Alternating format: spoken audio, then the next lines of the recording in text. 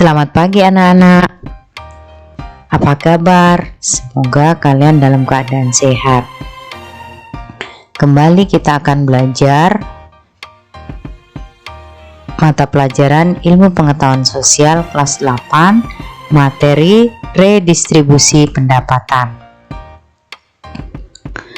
Pada pertemuan sebelumnya, kita sudah membahas upaya peningkatan ekonomi maritim dan agrikultur di Indonesia. Kalian pasti sudah tahu kan, kalau kegiatan di bidang ekonomi itu memiliki sebuah tujuan. Tujuan dari usaha di bidang ekonomi ialah terciptanya kesejahteraan masyarakat secara adil dan merata. Tapi, kalian pernah lihat tidak adanya kesenjangan atau ketimpangan pendapatan di masyarakat? Coba kalian perhatikan foto berikut ini. Di sini ada gambar perumahan susun, perumahan kumuh dan apartemen. Foto ini merupakan salah satu contoh tidak meratanya pendapatan masyarakat.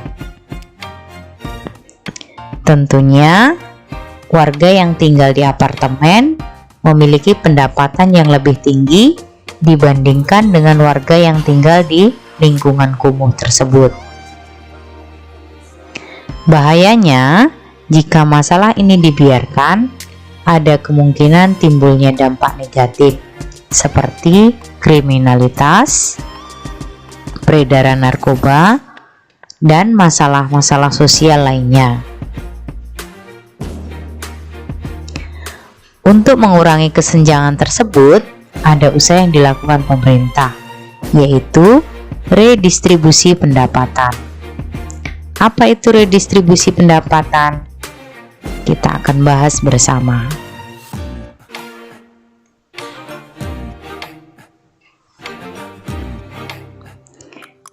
Redistribusi pendapatan merupakan usaha mendistribusikan kembali pendapatan dari masyarakat mampu kepada masyarakat yang tidak mampu.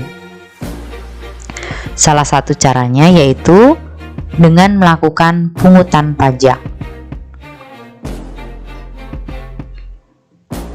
Redistribusi ini merupakan suatu bentuk jaminan sosial dari negara kepada masyarakat, di mana jaminan sosial yang dikumpulkan dari pungutan resmi dijadikan investasi sosial yang akan menguntungkan dalam jangka waktu panjang.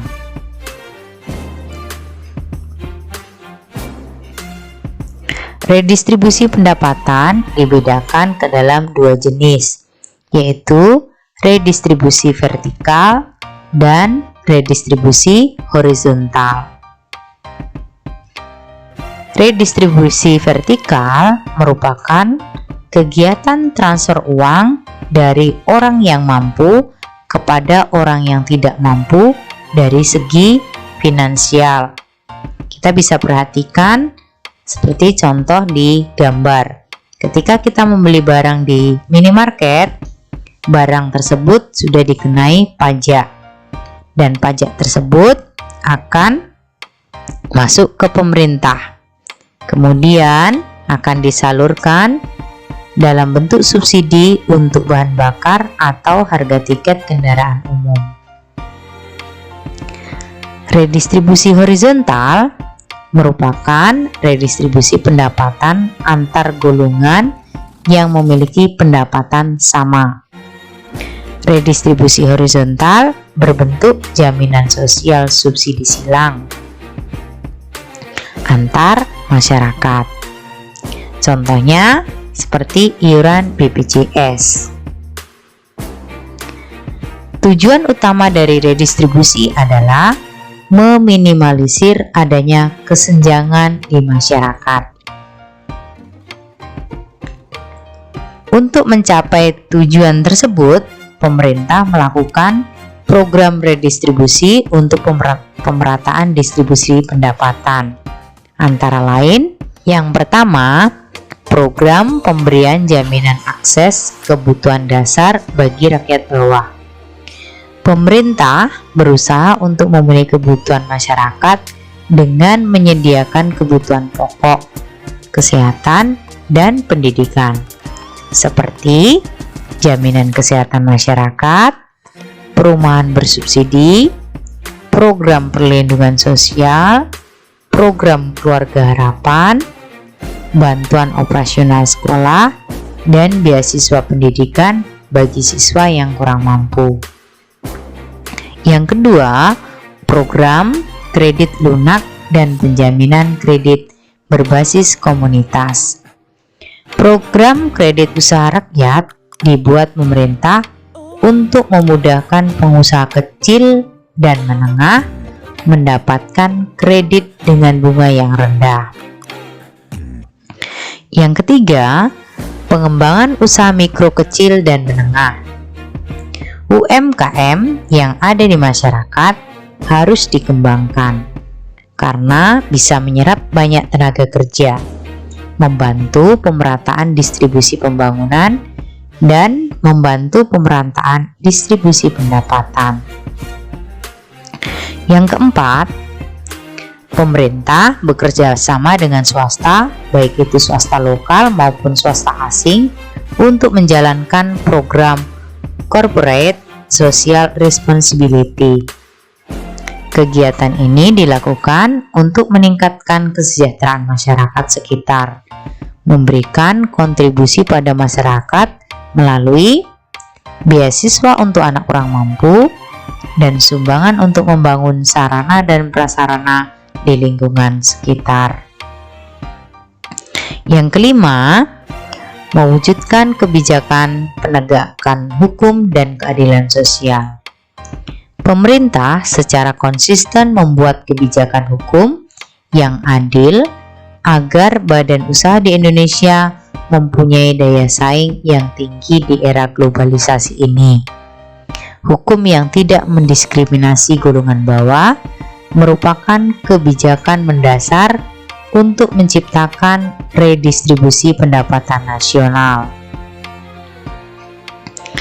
Pemerintah sebagai pembuat kebijakan telah mengusahakan beberapa hal terkait dengan alternatif pendistribusian pendapatan, yaitu subsidi.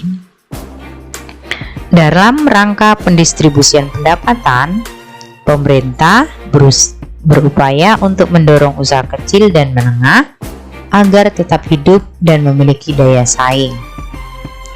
Maka dari itu, pemerintah memberikan subsidi baik berupa potongan harga ataupun memberikan tambahan modal kepada produsen.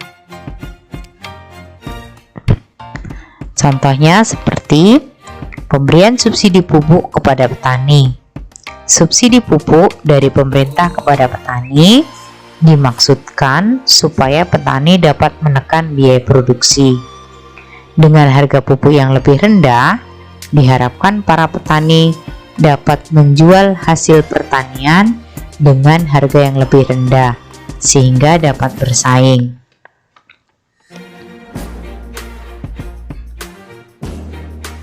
Yang kedua, pengenaan pajak. Selain pemberian subsidi, cara lain yang digunakan pemerintah untuk mendistribusikan pendapatan adalah dengan pengenaan pajak. Pajak merupakan sejumlah uang tunai yang dibayarkan oleh rakyat kepada negara yang sifatnya dapat dipaksakan berdasarkan undang-undang. Terdapat banyak jenis pajak di Indonesia, antara lain pajak penghasilan, pajak kendaraan bermotor, pajak terhadap barang mewah, dan sebagainya. Pajak merupakan sumber penerimaan terbesar negara. Berbagai proyek pemerintah dibiayai dari hasil pembayaran pajak dari masyarakat, seperti pembangunan jalan raya, pembangunan fasilitas-fasilitas umum lainnya seperti pembangunan sekolah maupun pembangunan rumah sakit. Nah, kalian tahu kan manfaatnya dari kita membayar pajak. Materi hari ini cukup sampai di sini. Semoga kalian bisa memahaminya. Dan kita akan lanjutkan pada pertemuan berikutnya dengan topik yang lain. Terima kasih.